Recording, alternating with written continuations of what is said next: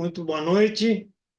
Nós estamos dando início a, a mais um Diálogo AMSUR. Como sempre, os Diálogos AMSUR são desenvolvidos pelo Instituto AMSUR, que é o Instituto Sul-Americano para a Cooperação e a Gestão Estratégica de Políticas Públicas, e nós temos sempre uma parceria importante com o Fórum 21 e também com o portal Rede Estação Democracia, né, que são, posteriormente, também retransmissores das gravações que são feitas dos Diálogos AMSUR. Então, nós hoje vamos abordar o tema da presidência do Brasil no G20, né, e o contexto geopolítico em que essa presidência se dá. O G20, o Brasil assumiu sua presidência em novembro, e a presidência do Brasil é uma presidência anual, ela vai até novembro de 2024, e desta vez o Brasil, ao assumir a presidência, anuncia três grandes prioridades, né? Uma das prioridades, combate ao aquecimento global e promoção do desenvolvimento sustentável. A outra prioridade, inclusão social e combate à fome e à pobreza. E a terceira prioridade, a reforma das instituições globais de governança. Para o funcionamento do G20, estão constituídos um grande número de grupos de trabalho, na verdade são 15 grupos de trabalho. Também estão definidas duas forças-tarefa e uma iniciativa. Essas atividades, que elas são desenvolvidas formalmente em nível ministerial, são sempre preparatórias das cúpulas com chefes de governo e de Estado. Elas têm o nome de trilhas de Sherpa, porque Sherpa são aqueles guias tibetanos que levam o pessoal para fazer para alcançar o cume do Monte Everest. Então, com essa história de guias, né, os ministros ou os representantes dos chefes de Estado são chamados aí de trilha de Sherpas. O G20, que já vem ocorrendo, né, essas reuniões vêm ocorrendo desde novembro, estão ocorrendo até hoje, elas sempre culminam ou quase sempre culminam com declarações conjuntas, mas nós enfrentamos situações de não declaração conjunta, não soltura de declarações conjuntas, porque vão se materializando algumas divergências, vão se materializando convergências, ou seja, mas é um grande espaço de negociação. Para a gente avançar sobre o tema do G20 e da importância da retomada de protagonismo internacional por parte do Brasil, nós vamos contar hoje com o professor Gilberto Maringoni, né? O Gilberto Maringoni é doutor em História Social, é também professor de Relações Internacionais na Universidade Federal, é jornalista, né? Eu, ao pesquisar a biografia dele, descobri que ele também é um cartunista, e dizem que um cartunista de mão cheia, né? Mas nós não vamos explorar essa faceta dele aqui. Nós vamos contar agora com a abertura do trabalho. Eu vou passar para o Vicente Trevas, como presidente do Instituto AMSUR, para fazer a abertura dos trabalhos, e vou solicitar a todas as pessoas que nos assistem pelo YouTube que se inscrevam no canal Instituto AMSUR, que deem seu like, né? Que, ao dar o like, também podem clicar no sininho e automaticamente serão avisadas das próximas atividades que nós desenvolvermos. Eu passo, então, para a abertura dos trabalhos para o Vicente Trevas. Trevas, com você, por favor. Muito boa noite a todos e todas.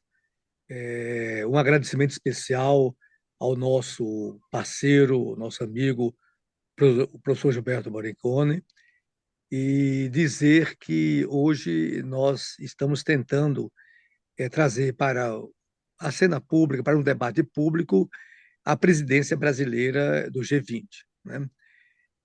Não só relatar o processo em curso este ano, né, começou desde o ano passado, mas fazia algumas indagações, né?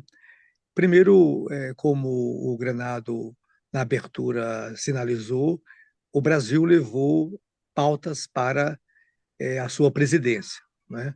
E aí seria importante se o professor Gilberto Marigoni pudesse comentar o que está acontecendo em relação a essas pautas levadas pelo governo brasileiro, né? Um outro elemento importante é saber se esse espaço, o G20, na conjuntura hoje geopolítica do mundo, qual é o seu peso efetivo, dado os conflitos em cursos, né? A guerra da Ucrânia, a guerra da Palestina, né? As escaladas geopolíticas das grandes potências, né? Então, tentar perceber o que se pode esperar dessa articulação, né? E um terceiro elemento muito importante é se essa liderança do Brasil, através da diplomacia presidencial, através da ação do presidente Lula, ela está tendo uma adequada cobertura, uma adequada retaguarda, tanto no próprio governo federal, quanto no conjunto da Federação Brasileira, como os partidos políticos estão acompanhando esses movimentos, né?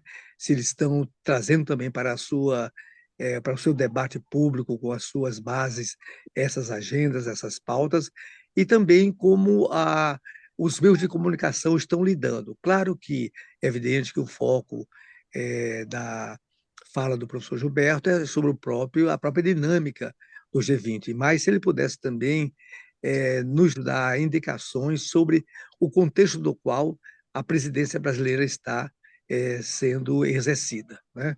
Então, com essas considerações, agradecer mais uma vez e passo a condução dos trabalhos ao Granado. Granado, é com você. Muito obrigado, Vicente. Bom, vamos direto ao que viemos. Eu passo, então, para o Maringoni. Maringoni, com você, por favor. Boa noite a todas e todos. É uma imensa satisfação estar aqui. Agradeço o convite do Granado, dos dois parceiros aí, do Vicente Trevas. Estamos aqui entre camaradas. Cumprimento o Tadeu também, com quem nós vamos dividir aqui a mesa. Cumprimento vocês. E eu agradeço, em primeiro lugar, imensamente a confiança, porque é um tema complexo, muito além das estruturas do G20, da sua história e do mundo conturbado em que a gente vive. Eu vou tentar fazer uma fala o mais sintética possível e vou aproveitar o mote que o Vicente nos deu. Situar o G20 na conjuntura conflituosa atual e, a partir daí, entrar nas estruturas do G20. Eu acho mais produtivo, embora o Granado tenha pedido para eu falar da estrutura do G20, mas eu acho que a gente compreende melhor tendo o contexto. Evidentemente, eu vou tentar dar um maior peso ao G20 no tempo de fala. Primeiro, antes de começar, eu quero só assinalar que nós estamos num dia, como dizia o falecido jornalista Alberto Dines, pessoa importante no jornalismo dos anos 60, 70 e 80, nós estamos num dia trepidante. A ONU aprovou, eu acho que foi uma vitória grande, com todos os problemas que possa ter, a resolução pelo cessar-fogo em Gaza, é uma demonstração do isolamento crescente de Israel, da condenação global ao genocídio, como o presidente Lula fala, perpetrado pelo Estado sionista. E segundo, caminhamos, parece que finalmente, para o esclarecimento do assassinato de Marielle Franco, que mais do que um assassinato da Marielle e do Anderson, de duas pessoas, o que já seria brutal, é um assassinato político que envolve uma teia de interesses dentro dos poderes constituídos, uma imbricação muito complicada dos poderes das máfias, das milícias, do crime organizado, enfim, com pedaços do Estado brasileiro. Oxalá o esclarecimento do crime sirva para a gente começar a estancar essa interpenetração muito daninha para qualquer sistema político, como tem acontecido em outros países da América Latina, notadamente o México. Mas entrando aqui direto no assunto, eu quero falar aqui mais ou menos o sumário do que eu vou falar, muito brevemente, eu digo. Nós estamos na emergência de um mundo multilateral. Nós já estamos no mundo multilateral, mas os seus contornos ainda estão se desenhando. Existe uma disputa do poder global muito clara desde o início da guerra na Ucrânia, isso fica mais evidente, que é uma disputa do poder do eixo ocidental, do eixo atlântico, do eixo do Atlântico Norte, um eixo que tem pelo menos, vem desde da Paz de Westfália, tem 350 anos, com as tensões pela afirmação de um eixo oriental, de um eixo euroasiático, Pequim e Moscou, e o sul global sendo disputado nessa arena. Nessa situação de emergência de um mundo multilateral, de construção de um mundo multilateral, paradoxalmente, as instituições multilaterais estão em crise. Eu posso citar a crise da ONU, que vem já de algum tempo, mas o desrespeito seguido que os Estados Unidos têm tido nas resoluções do Conselho de Segurança, da Assembleia Geral, o que foi, a gente tem aí alguns marcos na história, o que foi o desrespeito à ONU logo depois do seu nascimento na Guerra da Coreia, quando os Estados Unidos deram um verdadeiro golpe com a Resolução 83, em setembro de 1950, o Conselho de Segurança era composto pelos vencedores da Segunda Guerra Mundial, isso vem desde lá, eram Estados Unidos, União Soviética na época, China, França e Inglaterra. E os Estados Unidos e a maioria ocidental dá um golpe, colocando não a China, que tinha feito a sua revolução em 49, como representante, mas a ilha de Formosa, ou seja, a China nacionalista. E com base nisso, os Estados Unidos logram aprovar, com um protesto da União Soviética que se ausenta de uma reunião, a invasão da Coreia. Aquilo foi a consecução daquela frente da ONU para a invasão com mais de 20 países, foi um golpe que os Estados Unidos deram na ONU. Isso repetiu 50 anos depois, a invasão do Iraque, a fraude que foi, o relatório do Colin Powell, de certa maneira também a invasão da Líbia, toda a sabotagem que os Estados Unidos fazem, a gente pode questionar a Corte Internacional de Justiça, mas os Estados Unidos não subscrevem a Corte, o que faz dela muito complicada. Ela condena, em geral, os países da periferia e nunca países europeus, países do norte global. E a ausência dos Estados Unidos, a retirada dos Estados Unidos por um breve período na pandemia da OMS, as ameaças constantes do Trump contra a OMS. Então, essa tensão que os organismos multilaterais vivem são parte das tensões globais, não faz parte do organograma. E quando a gente fala mudanças, como é colocado pelo Brasil aqui como terceiro tópico dos 3 que o Granado enunciou aqui, que o Brasil tem como diretrizes para o G20, combate à pobreza, à fome e à desigualdade, em segundo lugar, desenvolvimento sustentável, e em terceiro, a reforma da governança global, a governança global possivelmente não vai se resolver com a reforma do Conselho de Segurança da ONU. A crise das instituições globais está colocando a organização central das grandes potências nas organizações não multilaterais, mas a gente poderia chamar aqui, com uma licença poética, as organizações laterais. Quer dizer, o que se fortalece é a OTAN, o que se fortalece não tanto, mas é o G7, mas é a OTAN que a gente não precisa falar muito por quê, a gente assistiu nesses últimos 2 anos, e o crescimento do BRICS.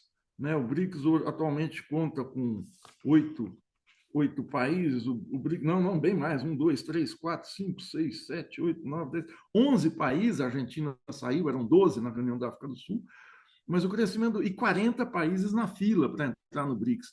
Então, a gente está tendo uma realocação dos países nos seus organismos de interesse, que passam muitas vezes ao largo das organizações multilaterais.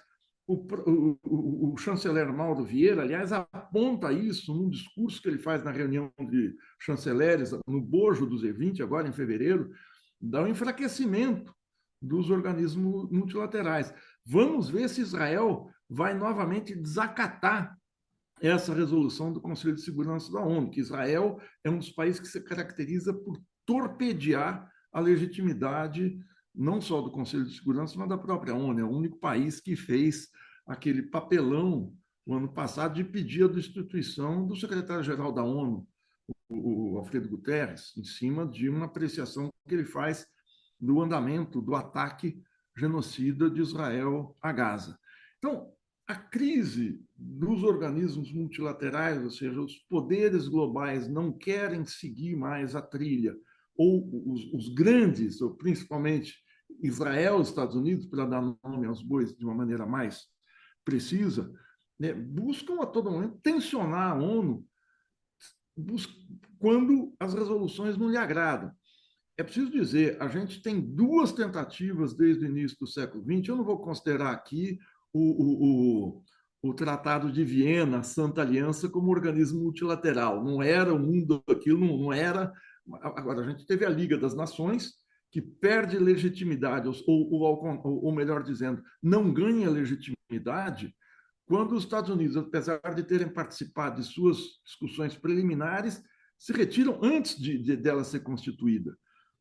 E os Estados Unidos aderem à ONU justamente pelo fato da ONU ter um Conselho de Segurança que não funciona como uma executiva da ONU, ou seja, não é uma eleição com os membros da ONU, isso é uma coisa óbvia, mas é preciso ser dito. O Conselho de Segurança não é criado a partir de uma eleição entre os países da ONU, mas a partir de cima para baixo, a partir dessa definição congelada, fossilizada desde o final da Segunda Guerra. O máximo de flexibilidade que se colocou foram os 11 países rotativos sem poder de veto. Essa foi a condição colocada, em especial pelos Estados Unidos, para que não houvesse o problema que no início da Liga das Nações, que os Estados Unidos se colocaram contra, que é o seguinte: você não pode ter, os Estados Unidos jamais aceitariam o voto da Assembleia Geral, e esse é o paradoxo grande da ONU. A Assembleia Geral tem menos peso que o Conselho de Segurança, porque na Assembleia Geral o voto dos Estados Unidos tem o mesmo peso do Togo, do Nepal, da Bolívia, e isso é inaceitável. Mas a União Soviética e a Rússia talvez também não aceitassem. Então, o arranjo do Conselho de Segurança foi para enquadrar, ou pelo menos articular os grandes poderes globais. E o poder de veto é, na verdade, a insistência para um voto unânime. Caiu a unanimidade, não tem votação, não tem resolução. Então, essa crise dos organismos multilaterais não atinge só a ONU. A OMC, no dizer do próprio Joseph Stiglitz, está morta. Quer dizer, você não consegue um organismo multilateral do comércio internacional, você não consegue fazer acordos, dado o nível de protecionismo que, em especial, o norte global coloca nos seus produtos. O que começa a querer vicejar são acordos de livre comércio, do qual a última tentativa, que tomara que fracasse de vez, afunde, apesar da visita do Macron essa semana. Apesar não, o Macron é o maior opositor ao acordo do Mercosul-União Europeia, que colocaria os países do Mercosul em nítida desvantagem com uma economia que tem uma produtividade industrial muito mais alta do que a nossa. Então, é nesse quadro do conflito na Ucrânia, OTAN, Rússia, China, e no quadro do ataque israelense a Gaza, que coloca em evidência novamente os mesmos poderes, quer dizer, são os Estados Unidos que estão bancando a guerra na Ucrânia, são os Estados Unidos que estão bancando o genocídio em Israel. São dois conflitos dos mais de 170, como enumera o chanceler Mauro Vieira, que são conflitos localizados, mas são dois conflitos de grandes proporções de repercussões globais. O conflito ucraniano, pelos óbvios ramificações que o cerco econômico, financeiro do Ocidente à Rússia causou, com o aumento do preço da energia em 2022, na Europa, especialmente, com reflexos globais, e o tema palestino, que estava fora da agenda global, e ele se sobrepõe pela brutalidade, pelo caráter desumano mesmo, ele se sobrepôs como como pauta jornalística, vamos dizer assim, como capaz de movimentar a opinião pública global, como capaz de gerar movimentos de protesto no mundo todo, ele se sobrepõe politicamente à questão ucraniana, embora a questão ucraniana, do ponto de vista da disputa do poder, seja mais importante. Nesse quadro, que eu tracei muito brevemente, qual é a efetividade do G20 e o que é o G20? É preciso dizer o seguinte: o G20 foi criado a partir de uma ampliação do G7. O G7 foi criado em 1975 como fora da ONU, mas como uma articulação dos países, dos 7 países mais ricos do mundo, Alemanha, Canadá, Estados Unidos, França, Itália, Japão, Reino Unido, acrescido de um oitavo nos anos 90, que foi a Rússia, mas o G7 ele chega nos anos 90, ele chega logo na crise financeira dos anos 90, a crise asiática, a crise argentina, a crise brasileira, a crise russa, se percebe-se que o sistema interestatal internacional não estava dotado de instrumentos capazes de lidar com a contaminação financeira de uma crise internacional de grandes proporções, não tão grandes quanto a de 2008.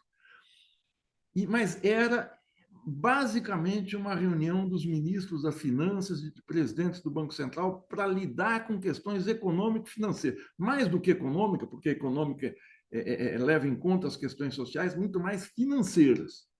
Mas a partir da quebra do Lehman Brothers, a partir da crise de 2008, o G20 adquire uma característica muito mais política, tanto que em 2009 é realizada, no âmbito do G20, a primeira reunião de chefes de Estado.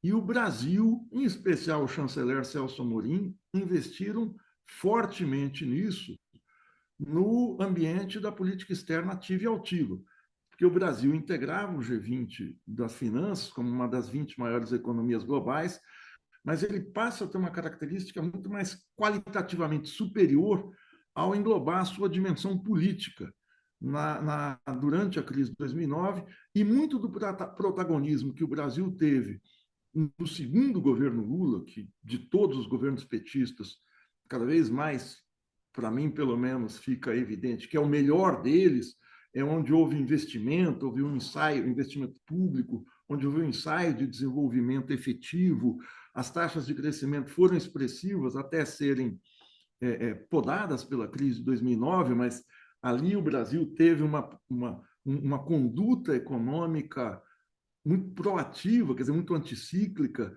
O Lula falava com justeza na época que a crise ia chegar aqui com uma marolinha e todo mundo dizia que era uma bravata, mas o investimento público que chegou a 7%, 8% em 2009, aumento do Bolsa Família, aumento do salário mínimo, políticas de botar dinheiro na economia, fizeram com que o crescimento caísse muito fortemente em 2009, e 2010 se recuperasse, chegando a 7,5%, e depois se estabilizasse em torno de 3,5% a 4% nos anos seguintes.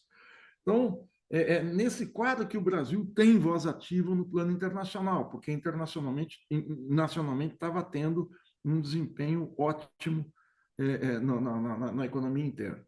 Muita água rolou por baixo dessa ponte nos últimos 14, 15 anos, em especial no Brasil, o que foi a Lava Jato, o golpe contra Dilma, a ascensão do governo Bolsonaro, mas mais do que tudo a gente teve o ascenso da extrema-direita mundial, que eu também não preciso aqui nesse ambiente detalhar muito o que é, mas nós estamos na América Latina, na América do Sul, quase ilhados, né?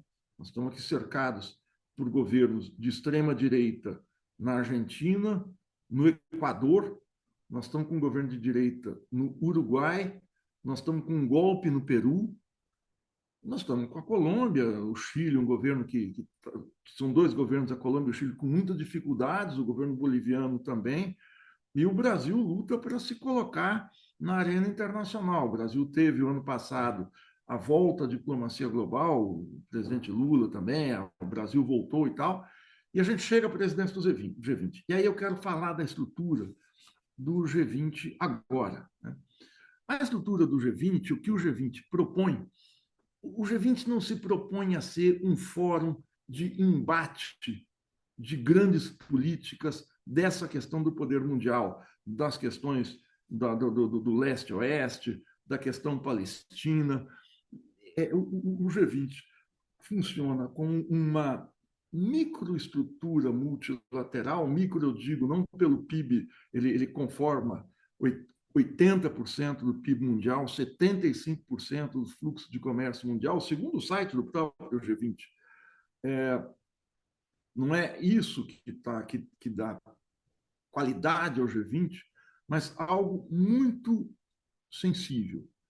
O G20, entre os 20 países, são 20 países mais a União Africana, mais a União Europeia. Mas entre os 20 países, 6 são países da OTAN e 6 são países do BRICS.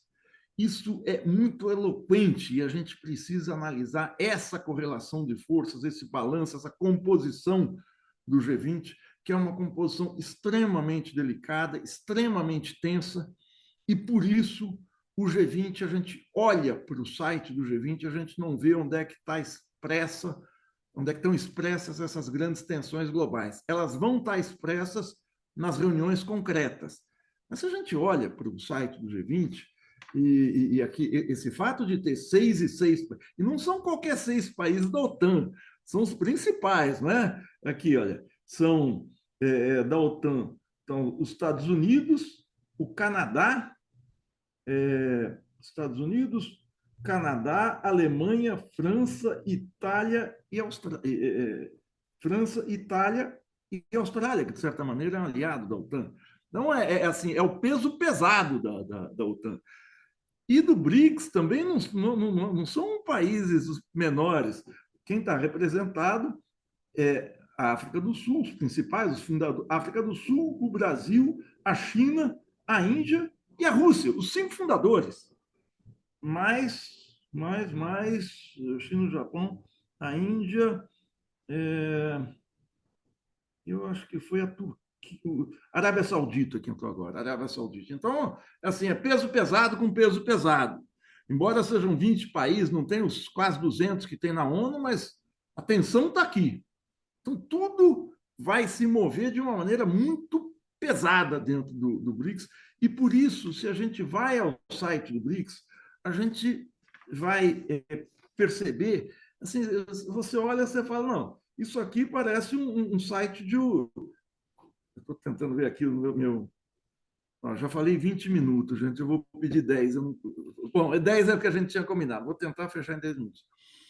É o seguinte: a gente vai ao site do BRICS, eu tenho olhado e eu acho meio esquisito, porque tem um grande clima, assim, de uma grande ONG, né? Que tem lá o Brasil no G20, é um site muito colorido. Vou falar do site, e aí eu detalho o que é isso. Tem lá as fotos logo das 15 capitais brasileiras, onde vão transcorrer as reuniões setoriais, a cúpula do G20. Você tem uma série de reuniões ministeriais que culminam com a cúpula 18 e 19 de novembro no Rio de Janeiro. Né? Os grupos setoriais são grupos de comércio, desenvolvimento sustentável, saúde, agricultura, energia, meio ambiente, mudanças climáticas e corrupção.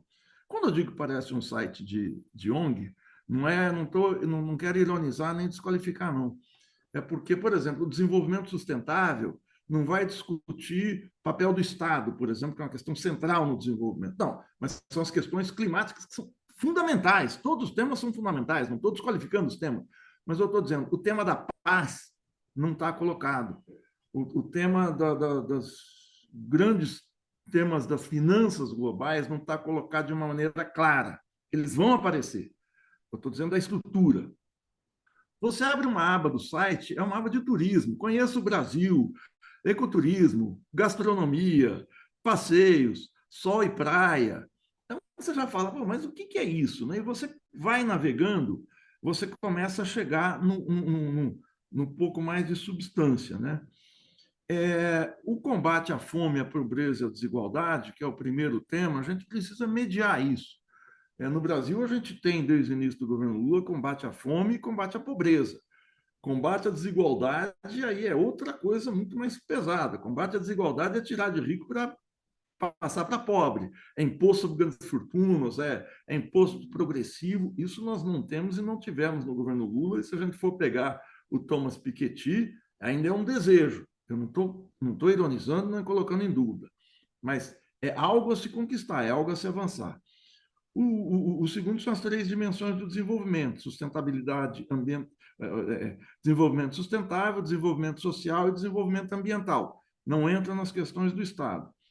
E a reforma da governança global, que, pelo que eu falei, não me parece que isso vai ser resolvido no âmbito da ONU. Nós estamos numa mexida estrutural no balanço de poder global. Como historiador, eu tenho muita dúvida para dizer, olha, esse jogo de forças no terreno global vai gerar outro tipo de organização global. Não sei se é isso, mas cada lado parece que está esquentando suas turbinas na OTAN e no BRICS para um embate político de outro tipo. Não estou dizendo que seja um embate bélico, não, mas nós estamos tendo embate bélico muito sério. Essas estão previstas 100 reuniões dos grupos de trabalho, e aí o Granado já descreveu aí que há duas trilhas onde esses grupos de trabalho se organizam. O primeiro é a trilha financeira, que reúne os ministros das finanças e os presidentes dos bancos centrais. No caso brasileiro, já participaram o ministro Fernando Haddad e o presidente do Banco Central. Depois eu vou sintetizar rapidamente o que cada um falou. O slogan brasileiro, da etapa brasileira, é construindo um mundo justo e um planeta sustentável.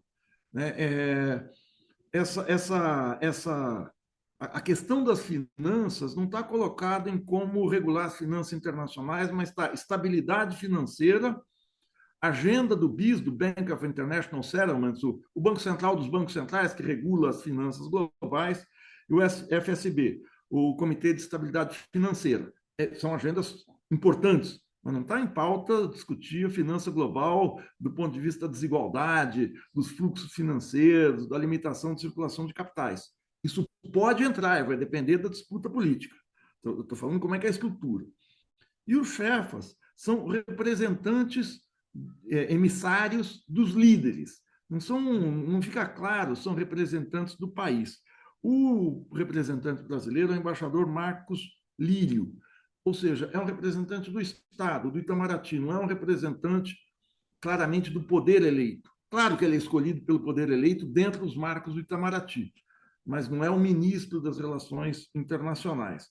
E os Sherpas são vários e vários grupos, são 13 grupos de engajamento, né, que vão participar, que são grupos colocados lá, os nomes são business, são os grupos empresariais, de alocação empresarial, grupos de discussão da questão urbana, e tem uma série de grupos, o J20, que é a questão jurídica no G20, o P20, discussão dos parlamentos, o C20, soluções inovadoras, tem das startups, tem Labor, que chamam, mas aí é um grupo importante, que são direitos trabalhistas no plano global. Esse é um grupo que pode ser bastante importante, grupos de ciência, grupo de direitos das mulheres, entre outros grupos.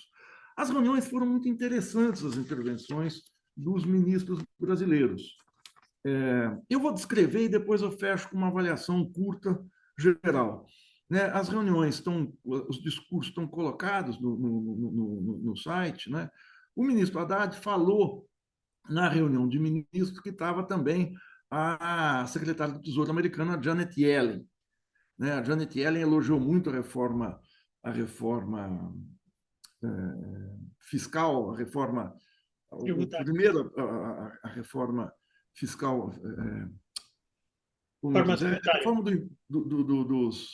reforma tributária, digo o nome preciso, a reforma tributária brasileira, elogia muito no mesmo discurso que ela elogia o programa econômico do Milei.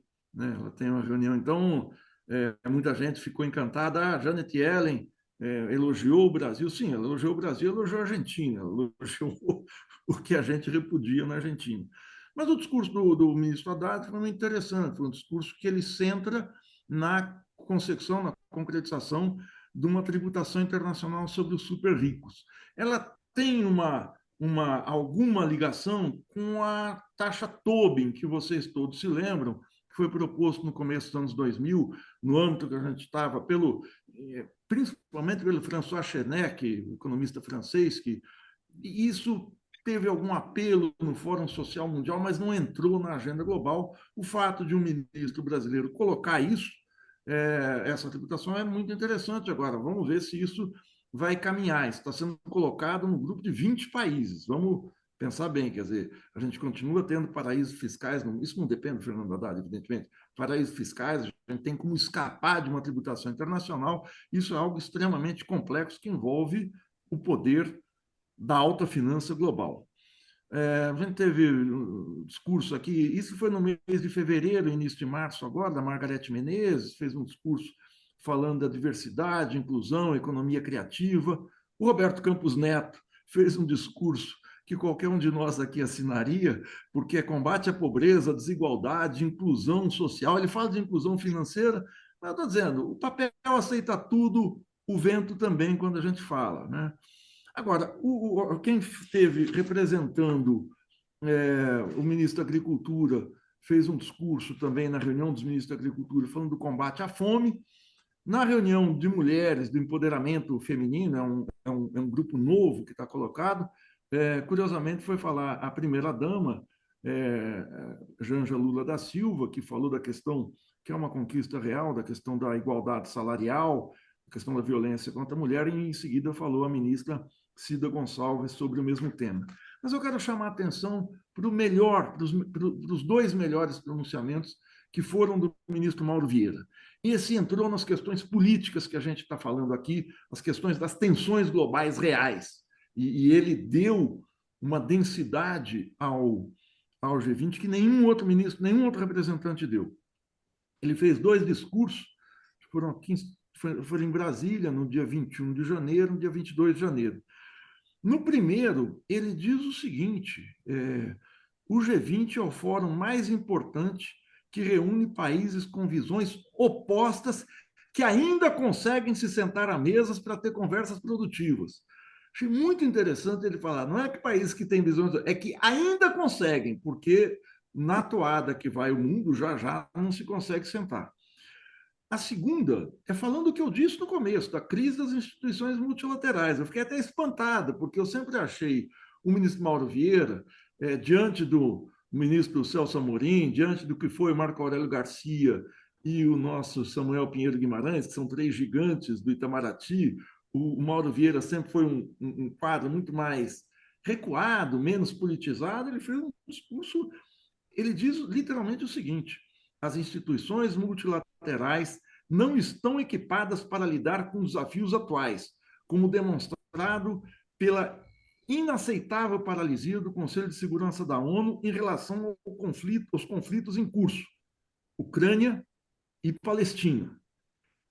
E ele continua, atingimos um recorde de 170 conflitos em curso no mundo sem que a ONU consiga se pronunciar.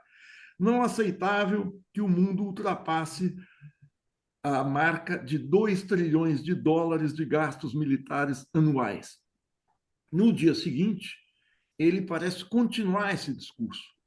Ele diz o seguinte, que o G20 precisa se voltar para as tensões globais em curso, que a principal delas é dar uma solução para os quase 2 milhões de refugiados palestinos em Gaza, a solução de 2 estados. Curiosamente, nesse discurso, quando ele se refere ao Hamas, ele não usa aquela terminologia que o presidente Lula tem falado, que o governo brasileiro tem falado, da ação terrorista do Hamas, fala brevemente da Ucrânia, sem tomar uma posição clara, fala da reforma da governança global e diz que a questão central é paz e desenvolvimento e uma reforma no Fundo Monetário Internacional para a abertura de linhas de crédito para países pobres. Ou seja, quem engrandeceu o Brasil no G20, nesse G20 eu, abrindo o site, você começa a ver uma coisa meio que de terceiro setor, meio de ONG, quer dizer, eu fico muito descontente com isso, porque nesses grupos, todos aqueles grupos de participação, o Chefas, tal, tem lá fórum das ONGs, fórum como eu disse, do business. O chanceler deu recheio, né?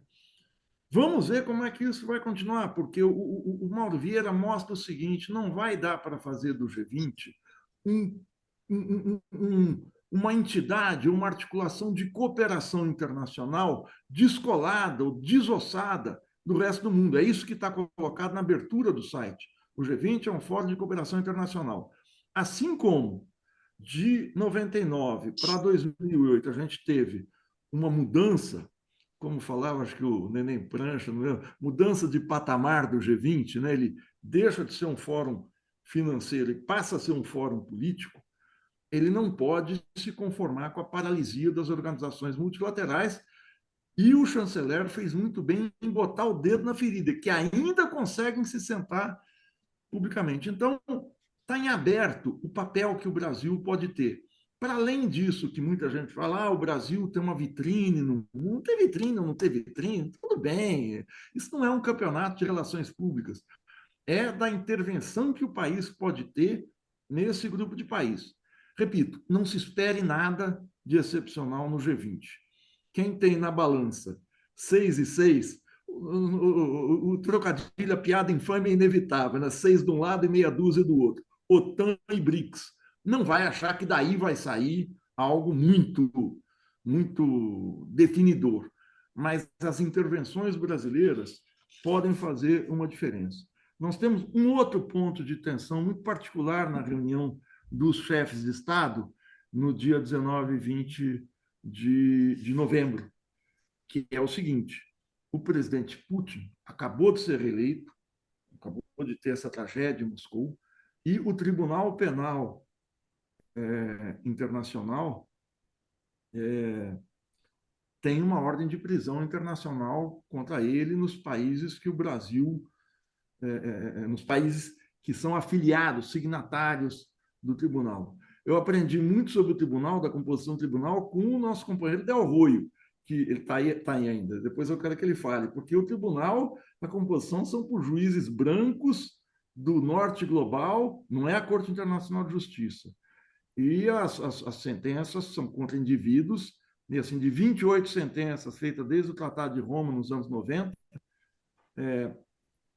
nenhuma foi contra um líder europeu da Europa Ocidental, do norte global, entendido aí.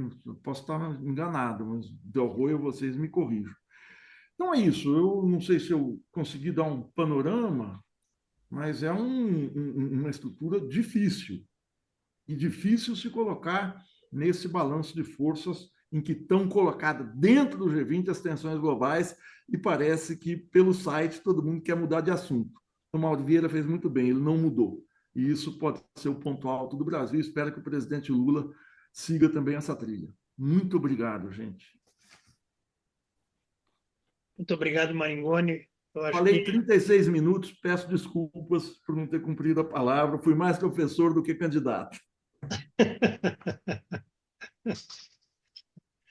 Não, mas foi ótimo. Eu acho que você não só abordou assim não só analisou política e geopoliticamente o G20 e o quadro internacional, mas clareou muito a própria história do funcionamento, né? A própria questão, e aí não tem jeito, os 36 minutos são fundamentais. Eu falei que eu iria brecar os 45, então eu mantenho.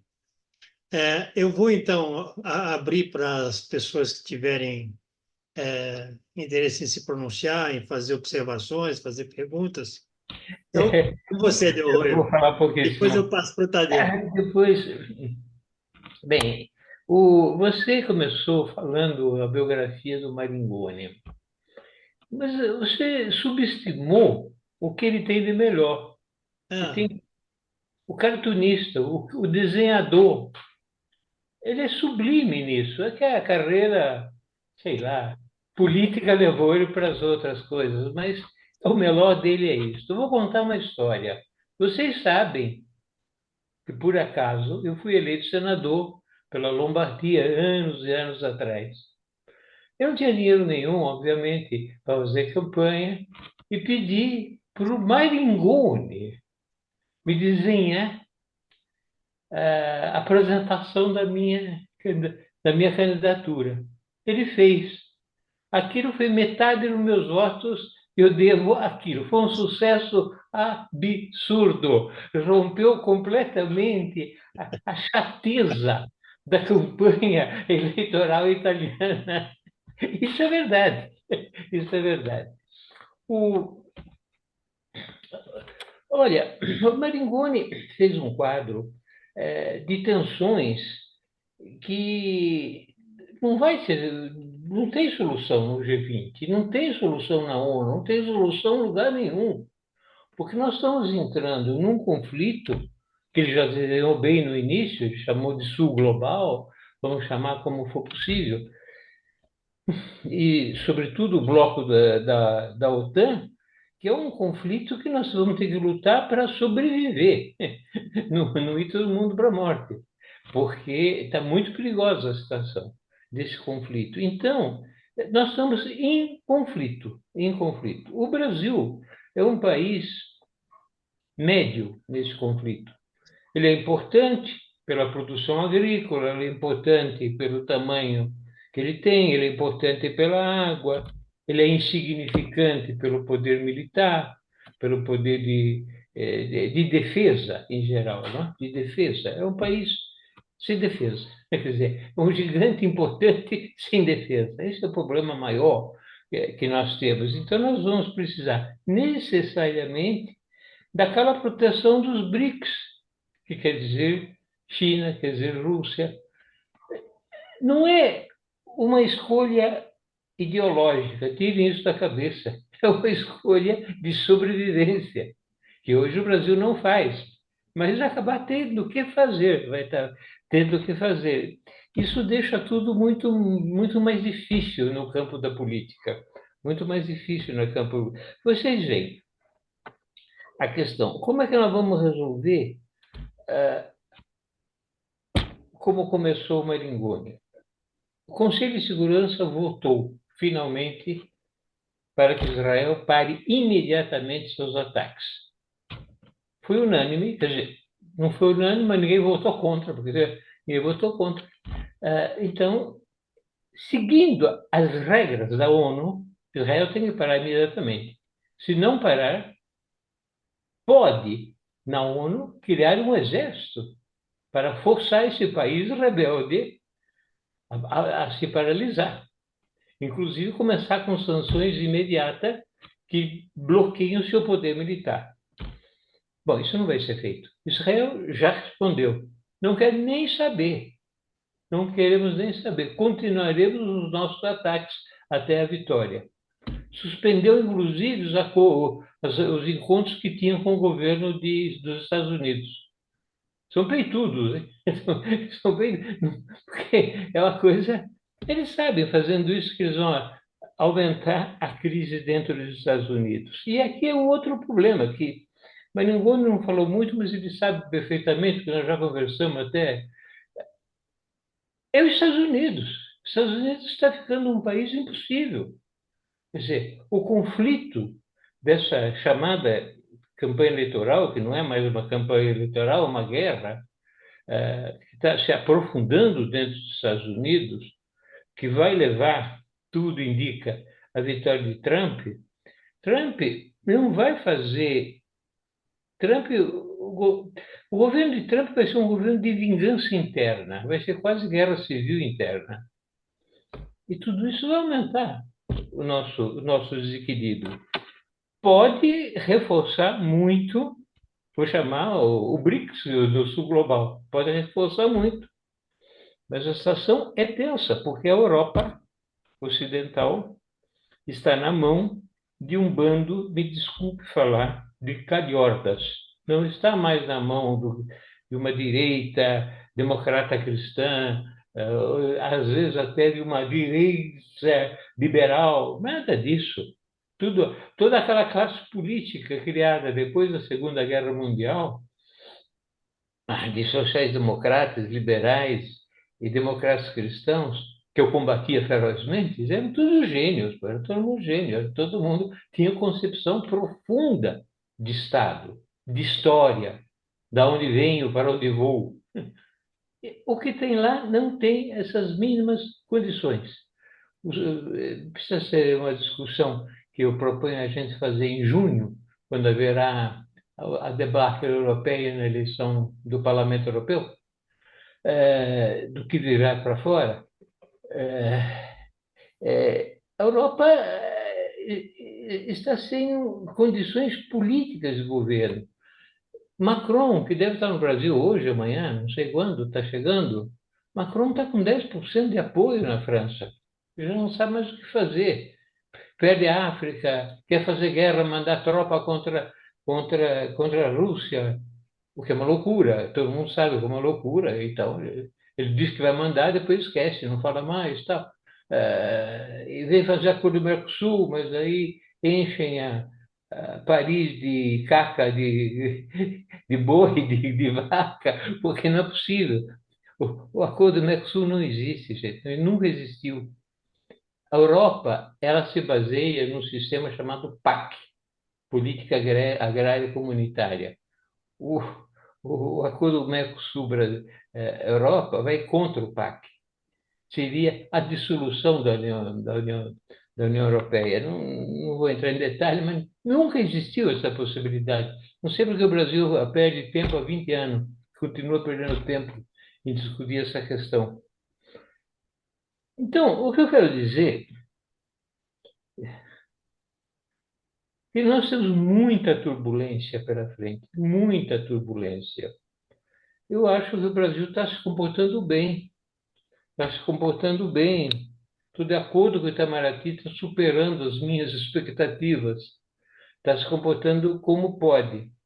Então, o que nós temos, também estamos muito em perigo dentro do Brasil, não é que esteja tudo pacificado. O que nós temos que fazer é reforçar a nossa diplomacia de uma forma dinheiro, curso, viagem, debate, temos que reforçar a nossa, tem que ser de combate a nossa diplomacia, é fundamental. Temos que absolutamente fazer os projetos de mudança radical do conceito de defesa nacional. Mas isso é outra discussão. Já existem propostas da parte de esquerda muito bem estruturada, de como se faz essa transformação da defesa nacional. Essas duas coisas são fundamentais. E saber que o jogo vai ser um jogo. Não tem gente boa nisso, não. Vai ser um jogo muito pesado. Então, nós temos muita obrigação para salvar a pele do nosso povo, para ajudar a construção de um novo mundo, de uma nova ONU, não falei Tribunal Internacional porque eu conheço pessoalmente aquele negócio, mas só para te dar uma coisa. Quando o Putin foi atacado pelo tribunal, sabe como se faz o ataque? Um juiz, um juiz, um senhor, pode ser uma senhora, mas no caso do senhor, ele acusa um chefe de Estado. Ele faz uma nota de acusa. Nesse momento, esse chefe de Estado deve ir para a cadeia e será processado. Mas o processo virá depois que ele está na cadeia. E pode demorar anos para criar o processo. Então, na questão do Putin, olha que loucura. É um juiz que determinou que a retirada das crianças do fronte de Donbass para o interior da Rússia é um crime contra a humanidade. Salvou as crianças. Acabou, ele decidiu isso. Jamais um juiz da corte decidiu ou mandou um observador, por exemplo, na Palestina. Jamais. Embora tenha sido pedido centenas de vezes. Mas eu não vou entrar na estrutura, porque para mim é uma coisa delicada, porque envolve, inclusive, questões familiares. Pode parecer incrível, mas é assim. É isso, minha gente, é isso, é isso. Assim, enganei só para. Obrigado. Em julho a gente conversa, junho, a gente conversa sobre a desagregação da União Europeia. E a situação é grave. Você veja, hoje mesmo, Putin continua a levantar a questão que o ataque feito, isso era verdade, não foi feito pelos islâmicos, mas foi feito por um grupo de criminosos organizados pelo Serviço Secreto da Ucrânia. E 2 horas atrás, todos os prédios, tudo que tinha de serviço secreto, de estruturas de serviço secreto na Ucrânia foram destruídas. A Rússia destruiu tudo. Então, pesado, pesado, gente, pesado. É isso. Obrigado. Muito obrigado, Del Roio. Muito, muito bem-vindo, aliás, certo? Você estava fazendo falta nos diálogos. Realmente foram problemas físicos, de velhice, coração, faltava tudo, não tinha mais condições. Agora fizeram um milagre em cima de mim, então eu lentamente vou voltando. Mas é muito boa a sua volta. Eu agradeço muito, muito mesmo. Tadeu, você quer. Eu acho que eu tive uma ideia muito boa, que foi de pedir que o Del Roio falasse antes de mim, né? Porque já eu acho que basicamente o que é de mais importante foi levantado nas duas falas, a do Gilberto e a do José Luiz.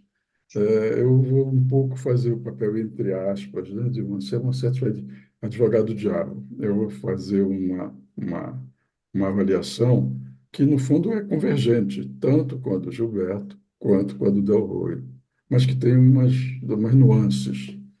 Eu acho que, quer dizer, o quadro geopolítico geral ao qual ambos se referiram é esse quadro que nós, né, de uma maneira geral, compartilhamos todos, né? Quer dizer, o mundo está vivendo realmente num momento muito, né, o sistema internacional, a ordem sistema que nos rege, é uma crise longa, já é uma crise longa, porque no fundo, é uma crise que vem da virada do século, né?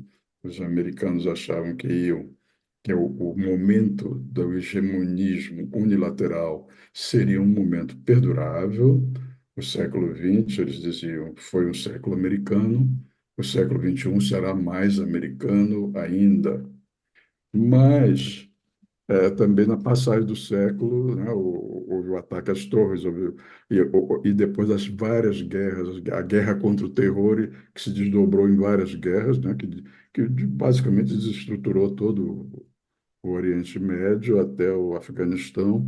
Enfim, nós vivemos hoje um momento em que já está claro que o momento do hegemonismo unilateral acabou. Não está claro o que virá depois. Quer dizer, é o momento que acabou, mas os atores, as instituições, as forças em presença, elas continuam as mesmas. Então, a gente tem que levar isso em conta, eu acho eu, também, né? Então, isso aí para dizer que diante de um mundo em que há uma guerra grande, a primeira guerra grande europeia, né? Há muito tempo. A gente teve uma outra guerra grande, mas não tão grande, que foi a da destruição da Iugoslávia, né? Não pode esquecer. Mas a guerra grande mesmo é essa que começou em 2022 e que, coincidentemente ou não, ela começou semanas depois de a China e a Rússia terem anunciado ao mundo que, a partir daquele encontro do presidente russo com o presidente chinês, né, em Pequim, os dois países entravam numa etapa nova, qualitativamente nova. Não tinha havido essa experiência antes de uma amizade sem limites. E a gente está vendo essa amizade sem limites até agora resistir a todos os embates, digamos, do campo contrário. Então, como o Maringoni sublinhou, a gente tem um esquema muito claro, né? Você tem um mundo em transformação, você tem uma espécie de pêndulo, em termos de predominância econômica de longo prazo, um pêndulo que se desloca do Ocidente para o Oriente, que, na verdade, historicamente, é a volta, porque o pêndulo inicialmente se deslocou do Oriente para o Ocidente, né? E agora é uma espécie de volta, séculos depois, está a coisa voltando. Então, nós temos esse macro, digamos, esse macro processo. E esse macro processo a gente pode pensar com várias fórmulas, com várias maneiras de expressar o pensamento. Mas acho que uma coisa que é mais ou menos comum e corrente hoje, pelo menos, é pensar esse movimento como um momento processo de longa duração, um momento, diria assim, desnorteante, porque não é um momento, é uma dinâmica, um processo de longa duração que vem do início do século, eu diria, dois eventos marcaram isso, embora a gente não soubesse isso quando eles aconteceram. Politicamente, eu digo, geopoliticamente, eu sublinho, que foi o momento do ataque às torres e ao Pentágono, por um lado, e o momento da chegada ao poder em Moscou do do presidente Putin. Então, você tem um fortalecimento da Rússia que vem desde aí, passando por muitas dificuldades, né? Mas se afirmando. Então, você tem a Rússia em 10 anos, ela já, 10 menos talvez, ela já havia recuperado as condições mínimas que ela não tinha tido desde a dissolução da União Soviética, de voltar a exercer o seu papel de grande potência. Tá? Então, eu acho que e é muito interessante, porque 2008, né, é o ano em que, devido a essas crises todas, o grupo dos 20 passou a se conformar de uma maneira mais ampla e mais política. E coincide exatamente com a conferência da OTAN em Bucareste, em que o Putin traça com muita clareza o que ele considerava as linhas vermelhas. E as duas linhas vermelhas que ele considerou em Bucareste, se a gente pensasse em termos de países, eram a linha geral era cessem a expansão da OTAN na direção às nossas fronteiras. Essa era a linha geral que estava sendo dita desde o Yeltsin, desde mesmo antes, né?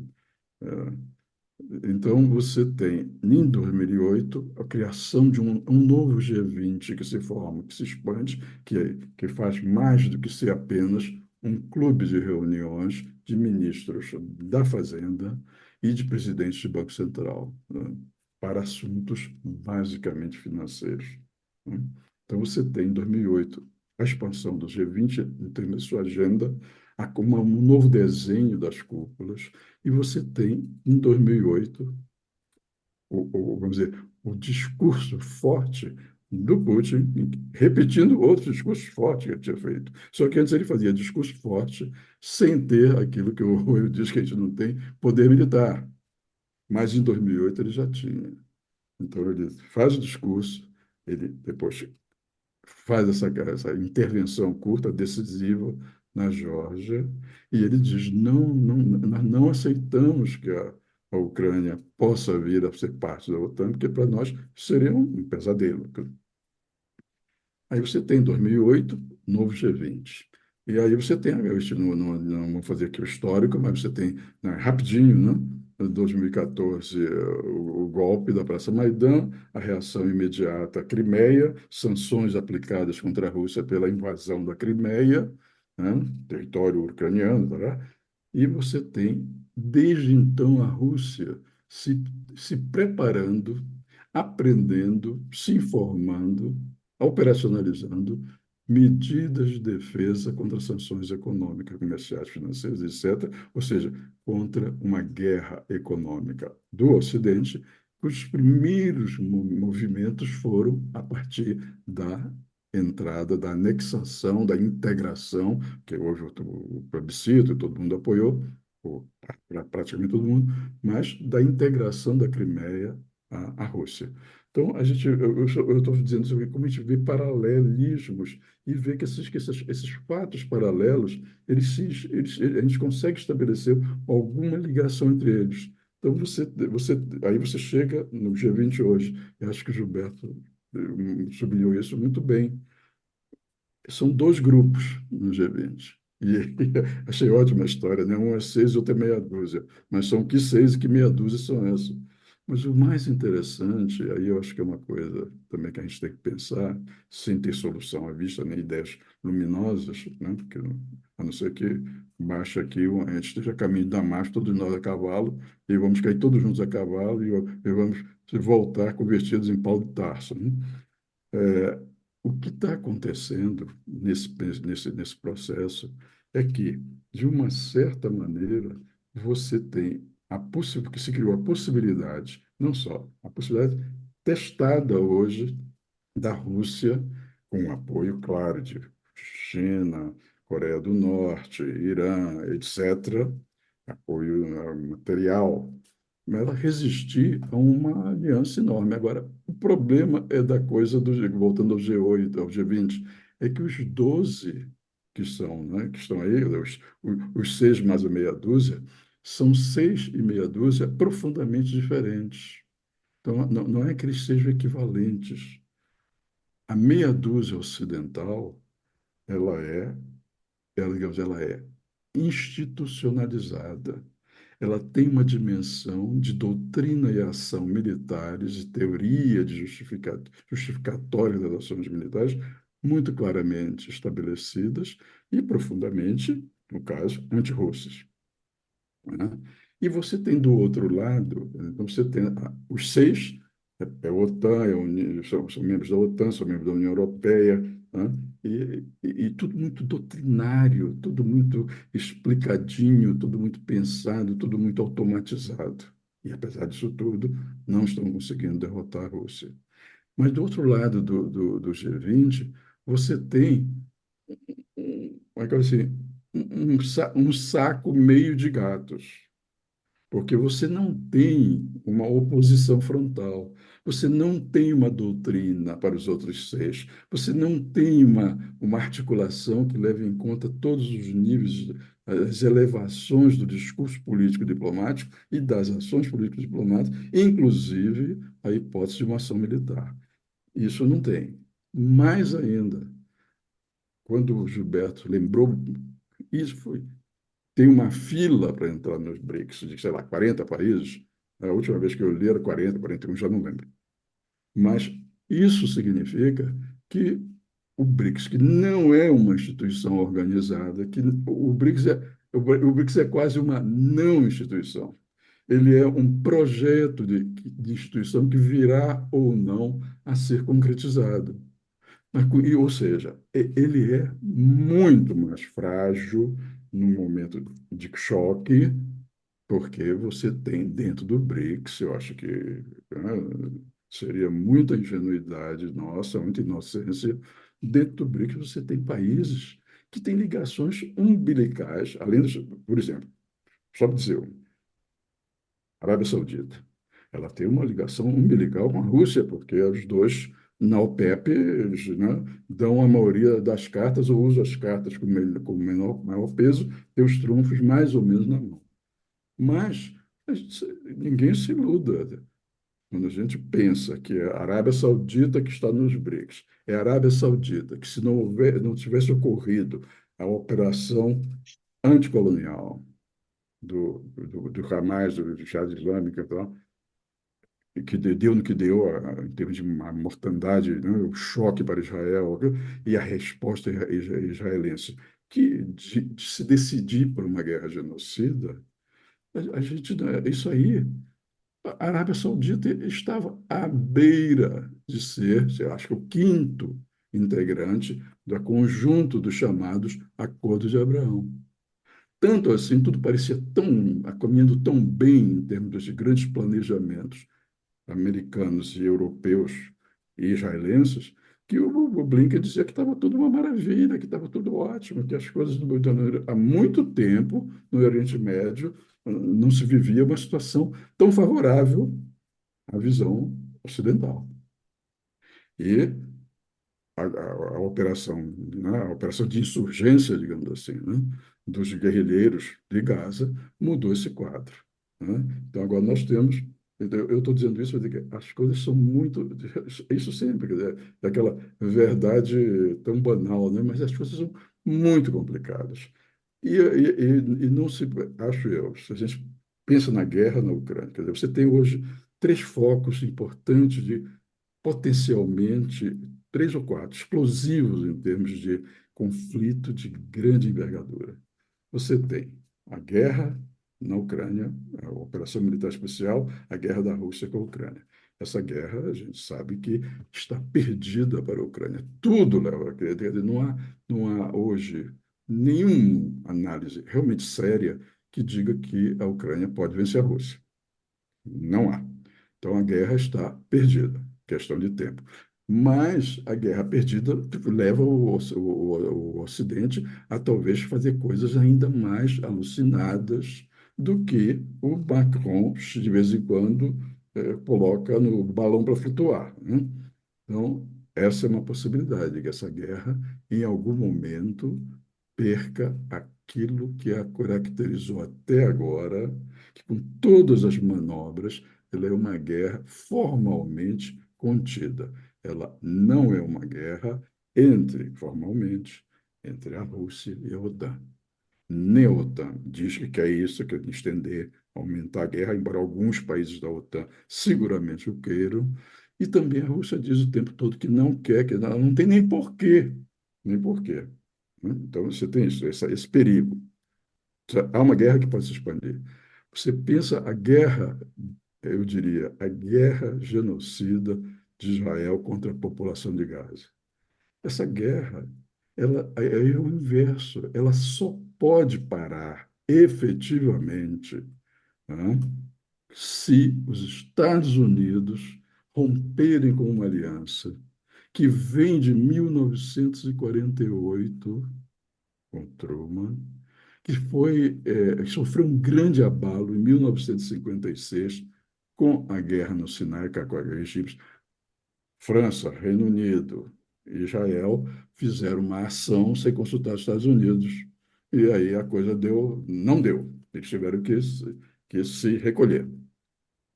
Mas que, a partir de então, a partir sobretudo da guerra de 1967, se voltou a se firmar essa aliança, digamos, a aliança sagrada entre Washington e Tel Aviv, né? E os israelenses, não existe mais uma distinção significativa entre as duas principais correntes predominantes em Israel hoje. Havia, historicamente, que é o sionismo é um emaranhado de correntes, mas havia duas que eram opostas, aparentemente, que era do revisionismo sionista, que foi pensado por Jabotinsky e chega ao poder com Menachem Begin em 77, mas que preparou a chegada ao poder de Menachem Begin em 77, desde 10 anos antes, com os resultados da guerra de 67. E você, com isso, você criou em Israel uma mentalidade, que é uma mentalidade de muralha de ferro, era a expressão do Jabotinsky. Constituir, expressão em 1923. Fantástica. Vamos construir uma muralha de ferro. E só depois que a gente tiver construído essa muralha de ferro, que é trabalho nosso, em aliança pragmática com as certas potências coloniais, no caso era a Inglaterra, depois os Estados Unidos, né, como uma potência neo-imperial, neocolonial que seja, mas, sobretudo, forjou-se no Israel uma mentalidade hoje que não permite nem aos trabalhistas, nem a qualquer outra corrente de se dissociar do que, no fundo, é uma plataforma comum, tanto dos trabalhistas quanto dos revisionistas, e que é a de agir com uma autonomia imensa em relação a todo e qualquer outro Estado, europeu ou não, e, sobretudo, também ainda testando sempre os limites da relação com os Estados Unidos. Eles sabem com os israelenses, o governo israelense, seja ele hoje trabalhista, hoje ele é um governo de união nacional, digamos assim. Fala-se que o próximo governo, quando acabar a guerra, cai Netanyahu e vem Benny Gantz, enfim, vem um dito trabalhista. São iguais, já não há mais uma diferença significativa, né? Então você tem isso, e os israelenses continuam, na verdade, eles sempre fizeram isso desde 67. Se vocês olham o que foi a campanha na guerra contra o Líbano em 82, 10, 12, acho que não chegou acho que 12 semanas, 14 semanas, uma coisa assim, comandada pelo Sharon. As barbaridades todas, se você pega os livros e vai olhar os textos, as barbaridades todas cometidas por Israel quando atacou o Líbano para destruir, né, a OLP e toda a oposição libanesa, e para isso favorecendo as falanges maronitas do Gemayel, é, olha que ironia, em escala temporalmente pequena, foram 2 meses, assim, parecidíssimas com o que estão fazendo há 6 meses, praticamente, em Gaza. É uma coisa impressionante. E os americanos tentaram conter, já apoiaram, fizeram tudo, inclusive antes de entrarem no Líbano, o Sharon conversou com o Haig, que era o secretário de Estado, dizendo para ele, olha, nós vamos fazer isso e vamos usar armamento americano. E o Haig aceitou, ou seja, cobriu, tal como agora os Estados Unidos cobrem com os armamentos essa operação contra Gaza. Então, eu estou dizendo essas coisas para que a gente não tenha muitas expectativas em relação a esse período que o mundo está vivendo. Como período é esse, a gente deve ter menos expectativas ainda, de um ponto de vista, eu diria, realista, não de um ponto de vista, para falar, humanista. A gente tem que ter muito pouca fé, ou tem que fazer uma avaliação muito distanciada do que pode vir a ser, se tudo correr bem, nunca tudo corre bem, a presidência brasileira de um ano do G20. Então, a nossa plataforma, do que eu li hoje, ela é uma plataforma, não há como criticar a plataforma brasileira. É uma plataforma redondinha, mas esse redondinho da nossa plataforma, no fundo, esse redondinho está, de certa maneira, em conflito com as tendências gerais do mundo, com as tendências que defendem os 6 da OTAN, União Europeia, que estão no G20, e nós somos uma minoria porque nós somos o principal país latino-americano no momento em que, como o Maringonha sublinhou, no momento que as coisas estão muito ruins.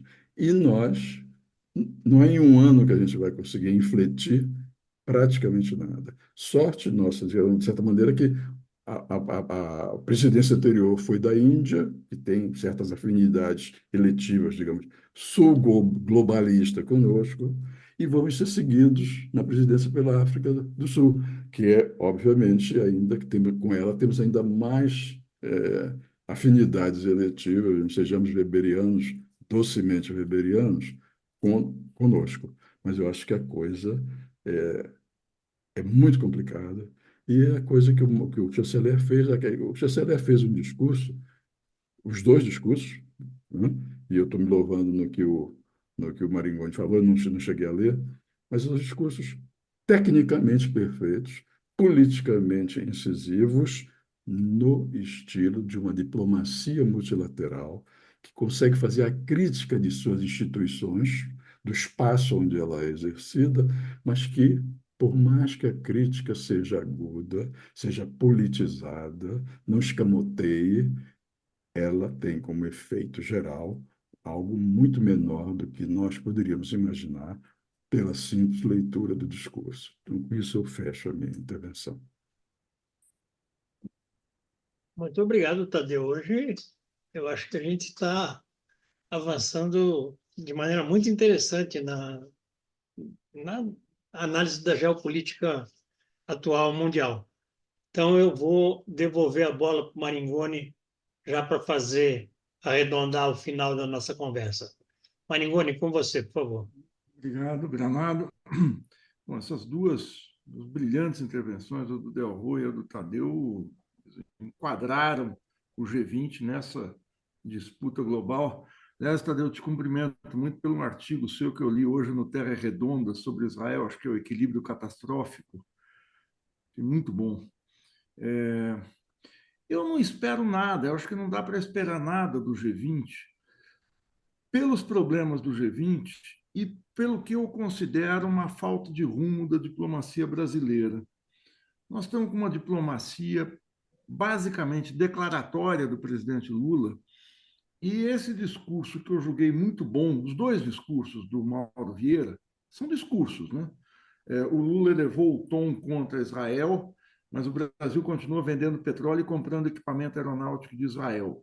Não tem nenhuma menção de romper relações num quadro em que Israel está isolado, não é porque alguém aqui de ultra-esquerda está falando, porque a revista Economist coloca na capa e faz um editorial mostrando como Israel se reduziu. Mas não é Israel o país só, é Israel 75 anos de história, Israel a história do vitimismo que coloca Israel com uma proeminência moral sobre o mundo.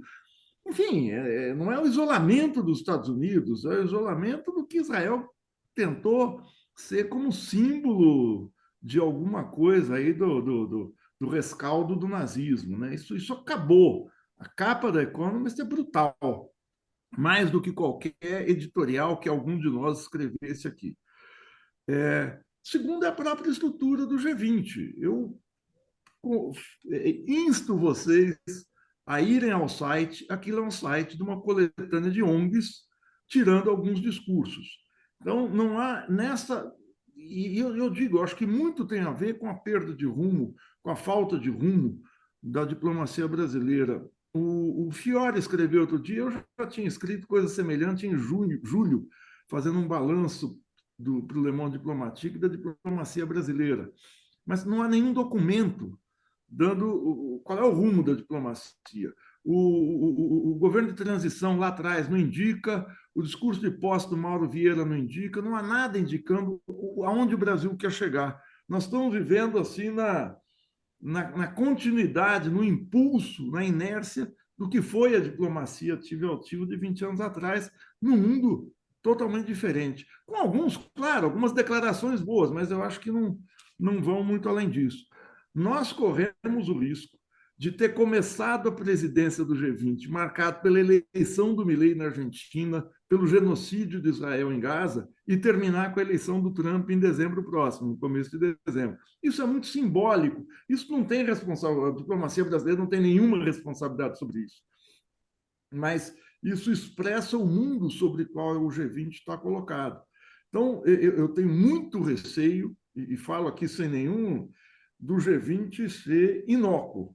Inócuo, é importante, o Brasil está, evidentemente que é, numa fase que a gente está falando da vitória do Milei e da vitória possível do Trump, com todos os qualificativos que o Del Rey colocou, mas num quadro em que a OTAN, a direita mundial, o imperialismo, desse o nome que se dê, sofreu 3 derrotas pesadas nas últimas semanas. Um é a derrota, que o Tadeu ressaltou muito bem, a situação na Ucrânia está liquidada. Como a garotada fala, é game over. Não tem a menor condição de haver reversão.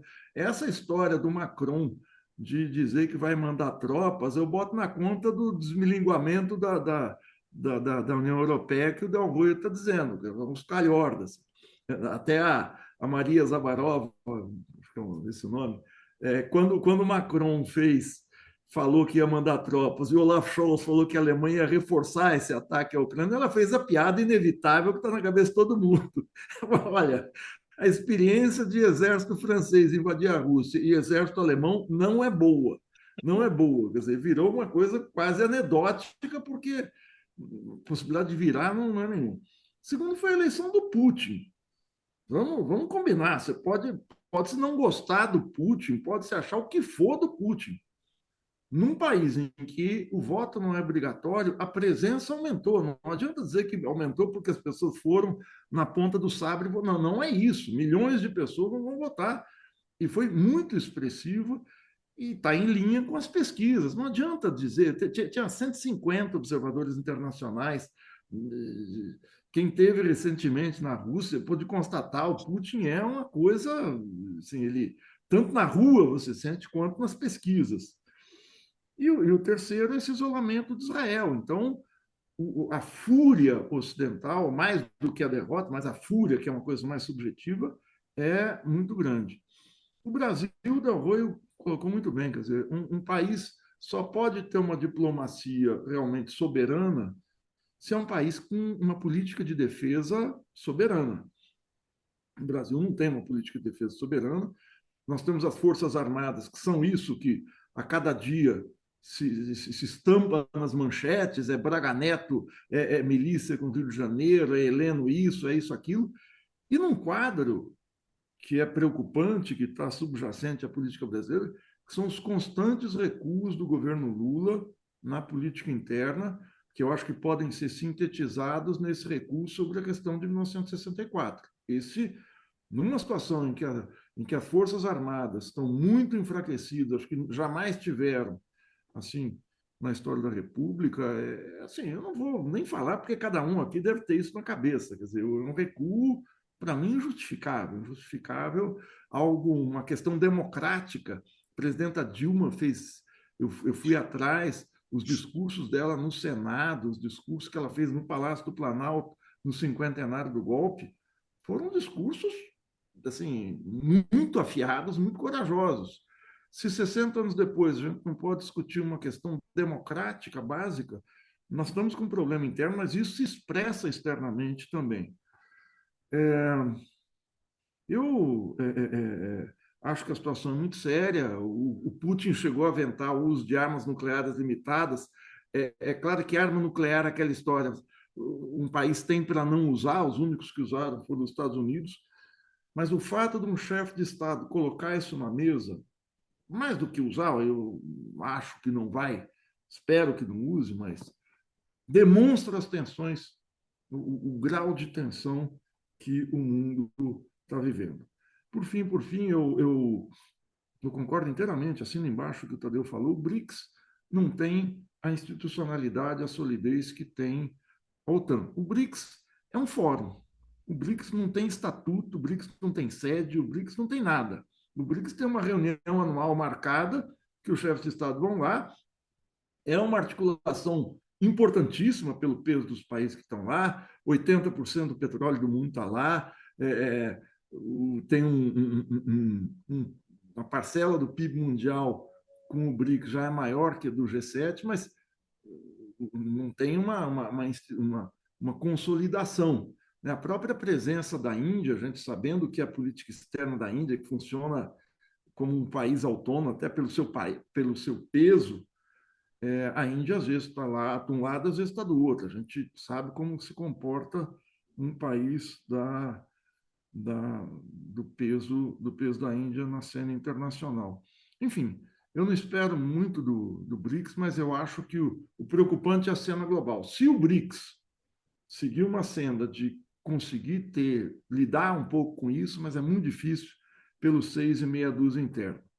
Por fim, terminando, o que mais me espantou nessa reunião foi o Del Roio falar que está aqui por um milagre. É a primeira vez que eu vejo um comunista ortodoxo defender um milagre. Isso, para mim, é espantoso. Obrigado, gente. Primeiro, vocês têm... O que eu posso dizer? Bom, vocês não sabem, mas minha formação, eu fui quase padre, que não deixaram. Me puseram para fora, porque... então, e as minhas ligações históricas com o Vaticano permaneceram muito intensas. Então, nada. Mas eu acho que só quero dizer o seguinte, já que você brincou. Então, eu vou ser mais materialista, dialético. a equipe do INCOR, do hospital INCOR, é excepcional. Ponto. Está bem assim? É realmente excepcionais. A gente se vê logo outra vez aí. Ótimo, maravilha. Longa vida a você, Perfeito. amigo. Bom, Tchau, Deus tchau. disfarçado de Incó. eu quero, então, agradecer muito, muito mesmo a exposição do Maringoni, Gilberto Maringoni. Quero agradecer as falas, né, que foram complementares e acho que muito importantes, tanto do Del Rey quanto do Tadeu, e já quero deixar o convite para a próxima segunda-feira nós voltarmos aos Diálogos Amsul e como a data não permite outro tema, nós vamos tratar de 1964. Então, até É. segunda-feira, vemo-nos novamente. Até lá.